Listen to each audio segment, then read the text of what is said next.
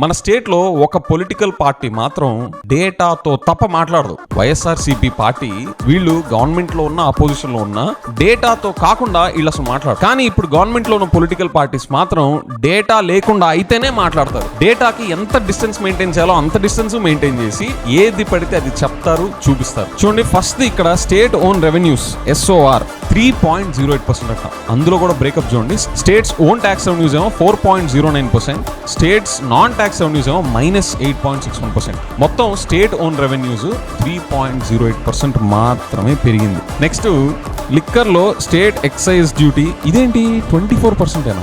ఒక liquor shop ఉండే చోట ఇప్పుడు 4-5 వస్తుంటే మినిమం 300-400% ఇంక్రీజ్ ఉండాల్సింది పోయి 24.28% ఏంటి? నెక్స్ట్ ఈ స్టాంప్స్ అండ్ రిజిస్ట్రేషన్ ఎంత -7.39%. డ్రాప్, అది నెగిటివ్. ఇప్పటిదాకా చూసిన 3 డమాలే. Next central funds share in central taxes ఏమో 13.93% పెరిగింది. Grants in aid from centre -41.97%. అంటే అక్కడ ఇందాక 7,000 కోట్లు పెరిగింది, ఇప్పుడు 34,700 నుంచి 20,000 కోట్లు పడిపోయింది. ఫండ్స్ ఫ్రమ్ సెంటర్ 80,413 crores కాస్త 72,216, డ్రాప్ -10.19%. నెక్స్ట్ కనీసం క్యాపెక్స్ చూడండి 17.8%. అంతకు ముందు సంవత్సరం 23,300 కోట్లు క్యాపిటల్ ఎక్స్పెండిచర్ మీద ఖర్చు పెడితే ఇప్పుడు కేవలం 19,177 కోట్లు మాత్రమే.